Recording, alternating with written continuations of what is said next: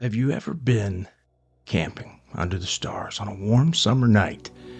The sounds of nature creeping throughout the dark woods surrounding you as you start to feel that perhaps you're not alone. Your heart starts racing while you shine your flashlight around the darkness of your campsite, waiting and watching for what might lurk in the shadows.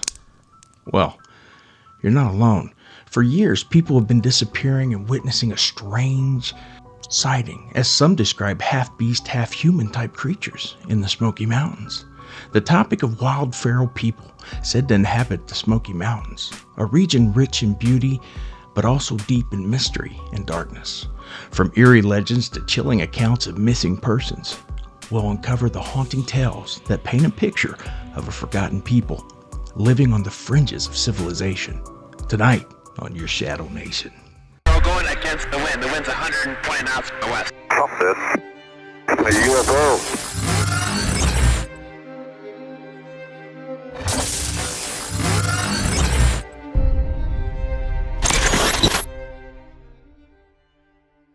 The Smoky Mountains have long been shrouded in mystery, with tales of wild, feral people living deep within the forest. This legend speaks of a group of individuals often described as primitive and uncivilized. They are said to be elusive, appearing only at night or during the foggy twilight hours. Some say they are albinos with long white hair and what appears to be red eyes. Their existence barely acknowledged by the modern world. According to local folklore, these feral people are believed to be descendants of settlers who chose to abandon civilization during the early 19th century. Struggling against the harshness of frontier life, they retreated into the dense underbrush, eventually evolving into a society disconnected from the outside world. Some stories suggest that they possess an uncanny ability to navigate the wilderness, understanding the land in ways that modern hikers could never hope to. Reports of sightings of these feral people have circulated for decades. In 1998, an eyewitness stated that he and his girlfriend, camping in a remote area of the Smokies, heard faint whispers at night, as if a group of people were communicating just outside their tent. When they peeked outside the tent, they saw shadowy figures moving silently between the trees. In 2002, one hiker claimed to have seen glowing red eyes watching him from the underbrush late at night. As he approached, the figure vanished, leaving behind a lingering sense of dread. In 2004, a group of friends hiking on a lesser-known trail stumbled upon a bloodied campsite with discarded belongings. They reported feeling watched and hearing rustling in the bushes, prompting them to flee in terror. The Smoky Mountains also have a grim history of missing persons and unsolved deaths that have fueled the legend of the feral people.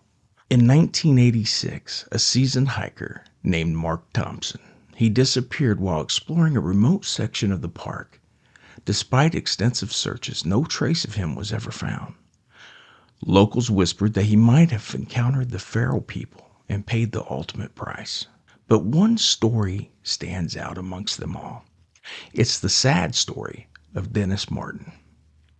Dennis was a 6-year-old boy that in June of 1969, on Father's Day weekend, while he and his family hiked near the Tennessee-North Carolina border, a Martin family tradition, William Martin, his father, and Clyde, his grandfather, with Dennis and his little brother, started out at a place called Caddis Cove and hiked to Russell Field, where they camped overnight. Afterward, they made their way to Spence Field, where they met another family with young boys. They were also named the Martins. It was late in the afternoon, and the boys were enjoying each other's company. Dennis was wearing a bright red shirt when he and his brother, along with the other boys, planned a prank on the relaxing adults in the Spence Field area. The goal was to hide behind the adults and pop out to surprise them.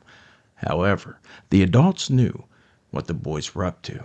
They watched as 3 of the boys went one way to sneak back through the brush, while Dennis went the other direction, and all intents and purposes, off the face of the earth.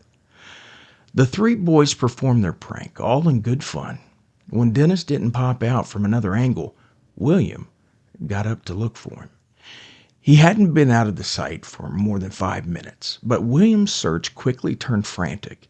The father ran back up the trail toward Russell Field, hoping the boy had gotten turned around and gone in the wrong direction. The others combed the area. Clyde eventually hiked out to the park ranger station, arriving after 9 p.m. By then, a massive storm had arrived, drenching the mountains in massive rainfall and dropping overnight temperatures into the 50s. The next day, the search was hampered by 2.5 inches of rain and dense fog. As word spread of the missing boy, a massive response grew. Over the next few weeks, the search party grew to an unwieldy and counterproductive size.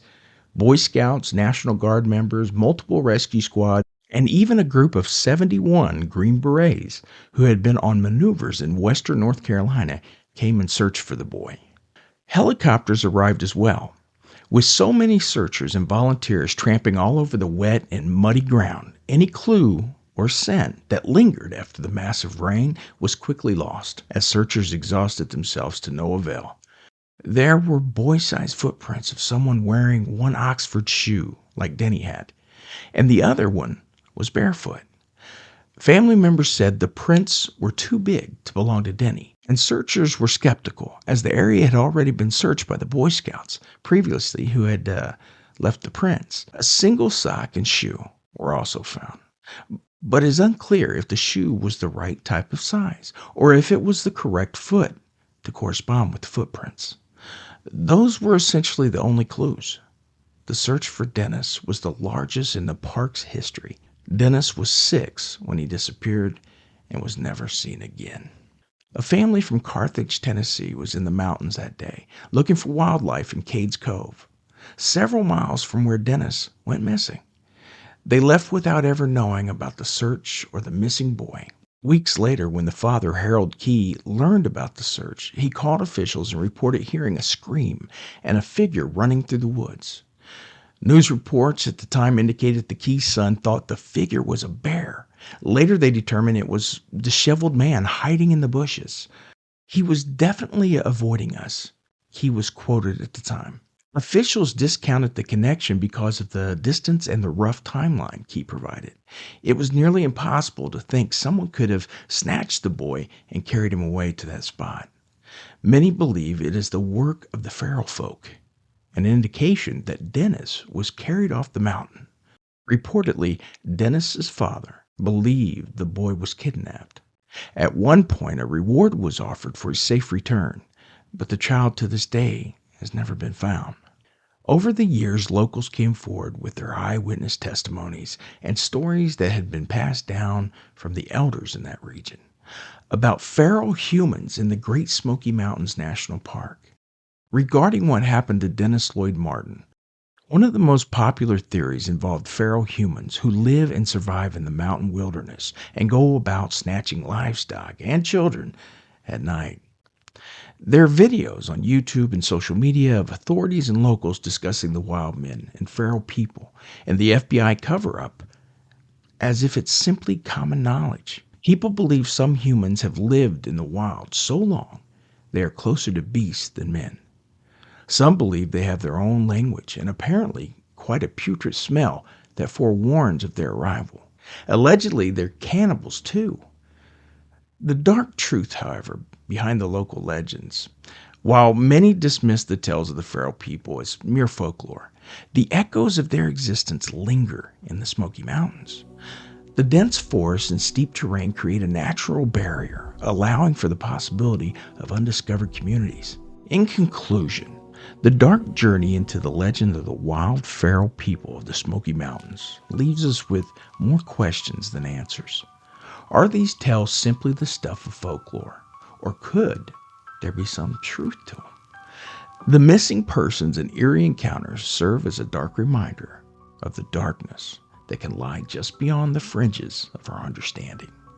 Whatever you believe, and no matter how much you might think your intellect and reason won't allow for such foolishness, I encourage you, the next time you're up deep in the mountains at night, stand just outside the light of the campfire.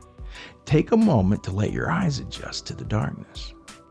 What does your gut tell you? What does your gut tell you about the possibility of what can or cannot exist? How sure are we that there are no more secrets hidden from our modern society? No one will ever deny the truth that is the mystery of the dark woods. And the next time the sun starts to set while walking the trail deep in the Smokies and you hear a strange whisper or a stick snap, you won't have to believe in feral people. See them. Hey guys, thanks for tuning in tonight. If you enjoyed this episode, be sure to like, subscribe, and share your thoughts with me on social media, Instagram, X, Facebook, and many more. Just search Shadow Nation Podcast and I'll be there. If you have a topic idea or question, shoot me an email at Sean, S-H-A-U-N, at shadownation.com, and be sure to catch this episode and over 16 years of mind-blowing supernatural content at the website, shadownation.com. From the haunted back roads of America, this has been another Shadow Nation Podcast episode. Don't go changing America. You know I won't, because I love you. Good night, everybody.